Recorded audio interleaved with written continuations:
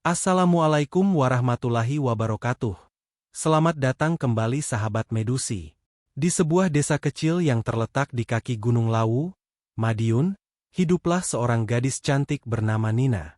Wajahnya yang memikat, dan senyumnya yang tulus, membuatnya dikenal hampir seluruh warga desa. Meski berasal dari keluarga yang sederhana, Nina selalu tampak bahagia. Orang tuanya, Bapak Suko dan Ibu Sumini, bekerja keras sebagai petani untuk memenuhi kebutuhan sehari-hari, meskipun mereka hidup dalam keterbatasan. Nina memiliki hati yang lembut dan selalu berusaha membantu orang tuanya di ladang. Meskipun tak banyak, ia merasa puas dengan hidupnya yang sederhana. Namun, di balik senyumnya yang cerah, ada sebuah keinginan besar yang tak pernah ia ceritakan pada siapapun. Ingin mengubah nasib keluarganya. Nina merasa kasihan melihat kedua orang tuanya yang semakin menua dan terkulai lemah akibat bekerja keras tanpa henti. Mereka tidak pernah bisa menikmati hidup seperti orang lain yang lebih kaya. Setiap malam, sebelum tidur, Nina sering merenung. Ia memandang bintang-bintang yang bersinar di langit gelap, bertanya-tanya apakah ada jalan keluar dari kemiskinan yang telah mengikat keluarganya selama bertahun-tahun. Namun, meski bekerja keras, hasil yang mereka peroleh selalu terbatas. Nina tahu bahwa untuk mengubah hidupnya, ia membutuhkan sesuatu yang lebih dari sekadar kerja keras. Suatu malam, saat Nina berjalan pulang dari pasar, ia bertemu dengan seorang pria tua yang duduk di bawah pohon beringin. Pria itu memandang Nina dengan sorot mata yang tajam, seolah-olah bisa membaca setiap pemikiran yang ada dalam hatinya. Tanpa mengenalnya, pria tua itu berkata, "Kau tampaknya memiliki keinginan besar, Nona. Ada cara untuk mendapatkan apa yang kau inginkan, tetapi harganya sangat tinggi." Mata Nina terbuka lebar. Ia merasa ada sesuatu yang misterius tentang pria ini, dan tanpa sadar, ia mulai mendengarkan lebih jauh. Keesokan harinya, Nina masih teringat dengan pertemuan aneh semalam. Wajah pria tua itu, dengan matanya yang dalam dan senyum misterius, terus menghantui pikirannya. Ia merasa seolah ada sesuatu yang menarik dirinya untuk mencari tahu lebih banyak tentang pria tersebut.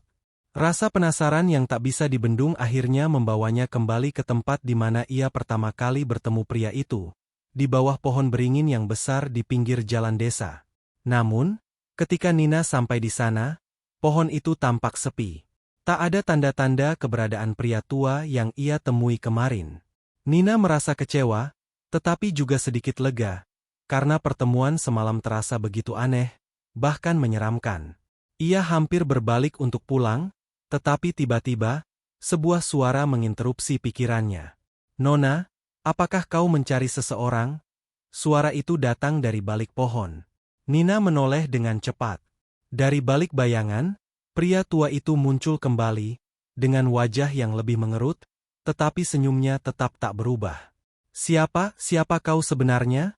Tanya Nina dengan suara sedikit gemetar, meskipun hatinya diliputi rasa ingin tahu yang kuat. Pria itu tertawa pelan, seolah tahu apa yang sedang dipikirkan Nina. "Aku bukan siapa-siapa, Nona. Aku hanya orang yang mengerti banyak hal tentang kehidupan ini.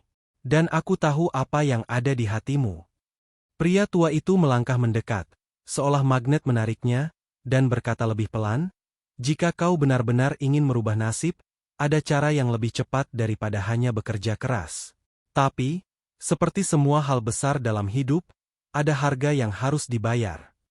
Nina terdiam. Kata-kata itu menyentuh bagian terdalam dari hatinya. Keinginan untuk membantu orang tuanya mengatasi kemiskinan yang begitu kuat, hingga ia rela melakukan apapun. Tanpa sadar, ia sudah melangkah lebih dekat kepada tawaran pria itu. "Bagaimana caranya?" tanyanya. Suara hampir tak terdengar. Pria tua itu tersenyum lebih lebar, seolah tahu bahwa Nina sudah terjerat dalam janji yang tak terlihat. Hari-hari setelah pertemuannya dengan pria tua itu, Nina merasa pikirannya terus terobsesi dengan tawaran yang diberikan. Ia tidak bisa mengabaikan rasa ingin tahunya, dan semakin sering ia membayangkan kehidupan yang lebih baik untuk orang tuanya. Hidup tanpa kekurangan, tanpa harus bekerja keras setiap hari di ladang yang tak pernah menghasilkan cukup. Akhirnya, di suatu sore yang mendung, Nina memutuskan untuk mencari pria tua itu. Ia mengikuti petunjuk samar yang diberikan pada pertemuan mereka sebelumnya, dan sampai pada sebuah gubuk tua yang tersembunyi di ujung hutan, jauh dari keramaian desa. Gubuk itu tampak seperti tempat yang sering dihindari orang, dikelilingi pepohonan lebat dan suasana yang sunyi. Di depan pintu, tertulis nama yang membuat Nina terhenyak. Mbah Karjo, sang dukun yang terkenal bisa memberikan kekayaan bagi siapa saja yang berani membayar harga. Mbah Karjo, pria yang ditemui Nina beberapa hari lalu, sudah menunggu di dalam gubuk. Dengan tangan keriput dan mata yang tajam, ia memandang Nina tanpa berbicara, seolah menunggu gadis itu mengungkapkan apa yang ada di dalam hati. "Apa yang membuatmu datang, Nona?" Mbah Karjo bertanya dengan suara serak namun penuh wibawa. Nina merasa gugup, tapi hatinya sudah bulat. "Aku ingin mengubah hidup kami, Mbah. Aku ingin keluarga kami hidup lebih baik. Aku ingin membantu orang tuaku, mereka sudah terlalu lelah." Mbah Karjo mengangguk perlahan. "Kau datang untuk pesugihan, ya?" katanya, seolah tahu apa yang Nina inginkan tanpa perlu dijelaskan lebih lanjut. "Pesugihan bisa memberi semua yang kau impikan. Kekayaan, kemewahan, kehidupan tanpa kekurangan. Namun, ada harga yang harus dibayar. Tidak ada yang gratis di dunia ini." Nina menelan ludah, meskipun ia tahu betul apa yang dimaksud Mbah Karjo. Ia bertanya dengan hati berdebar, "Apa yang harus saya lakukan?" Mbah Karjo tersenyum, senyum yang membuat Nina merinding. "Semuanya ada jalannya, Nona. Cukup percayakan pada aku." Ia lalu mengajak Nina untuk mengikuti serangkaian ritual yang akan mengubah hidupnya selamanya. Hati Nina berdebar keras. Namun, impian untuk merubah nasib keluarga membuatnya tidak ragu lagi. Tanpa sadar, ia telah melangkah ke dalam dunia yang tak bisa lagi ia kendalikan. Setelah malam-malam penuh perenungan, Nina akhirnya memutuskan untuk mengikuti ritual yang ditawarkan Mbah Karjo. Mbah Karjo mengajaknya ke sebuah hutan yang gelap dan sunyi di luar desa, tempat di mana ritual pesugihan akan dilakukan. Di sana, Nina diminta untuk membawa barang-barang pribadi sebagai simbol pemohon yang siap mengorbankan sesuatu yang berharga. Dengan rasa takut namun penuh harap, Nina mengikuti instruksi Mbah Karjo.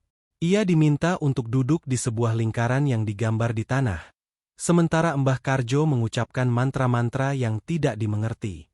Saat ritual semakin intens, Nina merasakan sesuatu yang aneh. Tubuhnya menjadi berat, jantungnya berdegup kencang, dan tiba-tiba udara terasa sangat panas. Mbah Karjo meminta Nina untuk memberikan darah sebagai tanda keseriusan. Dengan enggan, Nina menusukkan jarinya ke sebuah benda tajam dan darahnya diteteskan ke tanah.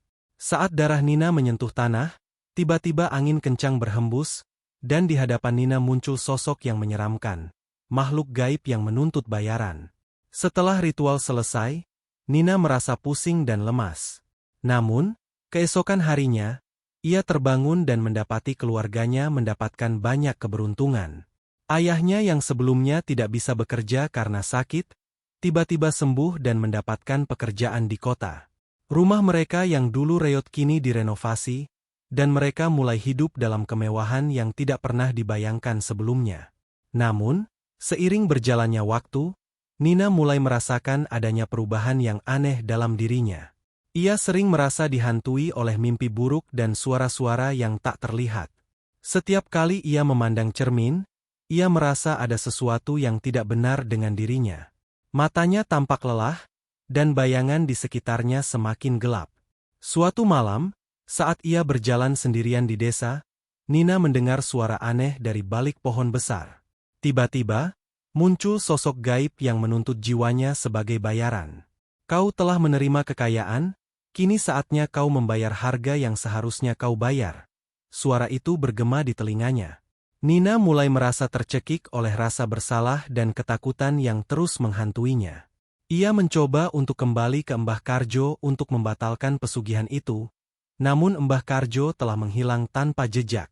Dalam pencariannya untuk menemukan jalan keluar, Nina semakin merasakan bahwa pesugihan yang diterimanya tidak membawa kebahagiaan, melainkan hanya penderitaan. Di suatu malam yang gelap, Nina ditemukan tewas dengan keadaan yang mengerikan. Konon, ia menjadi korban dari kekuatan gaib yang dibangkitkan oleh ritual pesugihan. Warga desa yang menemukan jasadnya mengatakan bahwa ada bekas cakar yang dalam di tubuhnya, seperti sesuatu yang telah merobek jiwanya. Keluarganya mendapatkan kekayaan, tetapi mereka harus menanggung penderitaan kehilangan Nina. Kehidupan mereka yang dulu miskin kini dipenuhi oleh harta, namun juga diliputi oleh kesedihan dan penyesalan. Setelah kejadian itu, cerita Nina menjadi legenda yang menakutkan di desa Madiun. Warga desa selalu memperingatkan anak-anak muda untuk tidak terjebak dalam godaan pesugihan, karena kekayaan yang datang dengan cara gaib selalu membawa harga yang sangat mahal, kadang lebih dari apa yang bisa dibayarkan dengan harta. Keinginan untuk mendapatkan sesuatu dengan cepat, tanpa usaha yang benar, akan selalu berakhir dengan tragedi.